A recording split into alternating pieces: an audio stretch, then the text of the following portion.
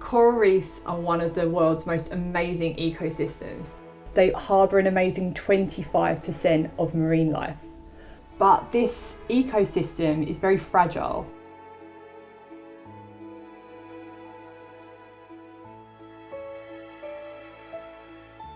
We know what the problem is. It's not like we're losing coral and we don't understand why. We know what the problem is, and actually we have the solutions, we just now need to implement them. Myself and 2 colleagues established the Coral Nurture Programme to ensure reef resilience to future change. This is a first for the Great Barrier Reef. Coral reefs are amazing. They are biodiverse, full of life and colour, and have so many important services that not only marine life but also us as humans rely on. My work is looking at naturally tolerant corals on the Great Barrier Reef to try and buy time for coral reefs that are under threat. This takes me actually into some quite surprising places. This includes mangrove lagoons on the Great Barrier Reef.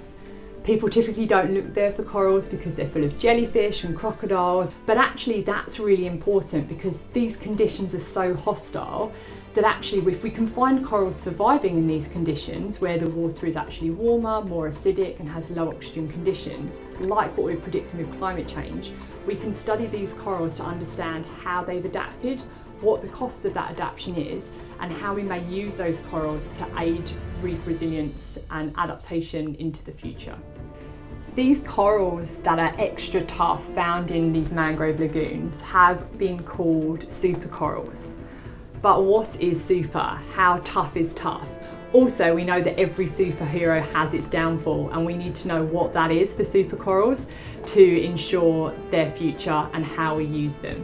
From studying these mangrove corals, we can understand what it is about them that allows them to survive there.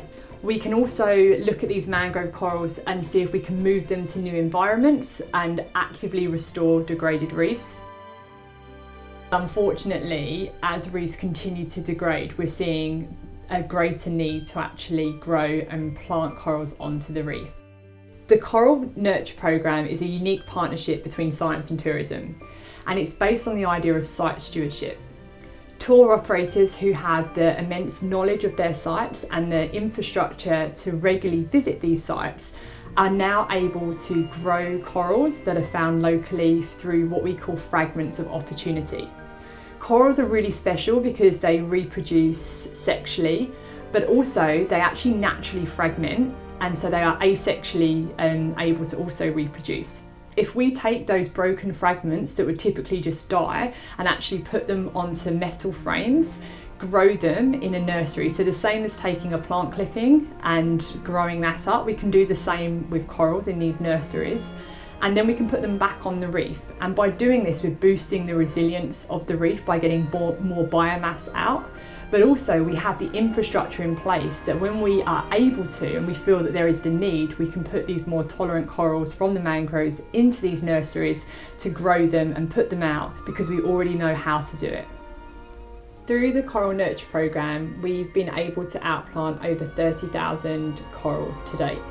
We're developing methods that ultimately we're hoping that we won't need to use.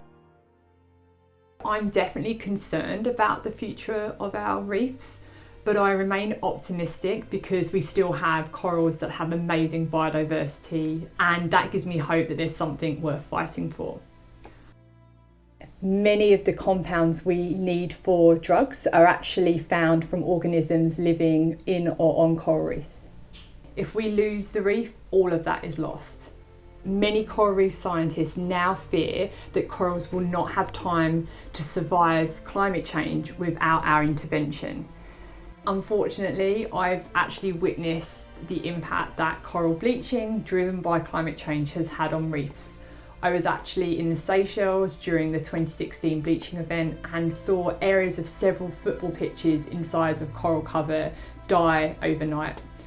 When you have loved something for so long and you're so passionate about it, and it's not something that you just study, it's something you generally feel so much love for, and you see it die and know that you can't do anything about that despite all your efforts, and that you know that this isn't a one-off event and that this is going to continue to happen to reefs around the world, it's really hard and it's really tough to see.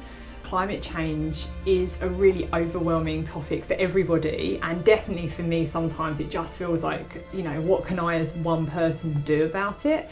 But it's, you know, it is really true that if everybody has that opinion, then nothing will change. We have to remember that there are still coral reefs that are alive, and for that reason, you know, I have hope to continue the research that I'm doing to try and ensure that those reefs don't suffer the same demise as the ones that were lost.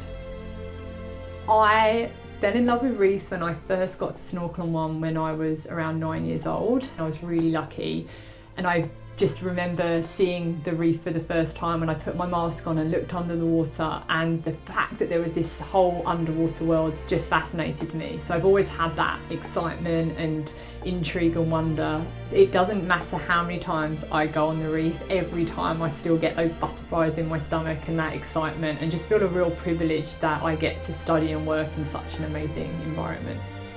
We are entirely connected with nature and in turn the reef. We don't have to go to the mountains or go to the Great Barrier Reef to be connected. Every action, every decision we make has an impact on the environment around us. So no matter where you live, if you take positive steps to reduce your carbon emission, this in turn will have a really positive effect on reefs around the world. We can actually look to coral as a great example of what an individual can achieve, because the coral reef is made up of initially of one tiny polyp that grows into a colony and then collectively forms that reef. And so we really could take a lesson from coral that each of us individually are connected, and that if we work together can have really large and positive impacts.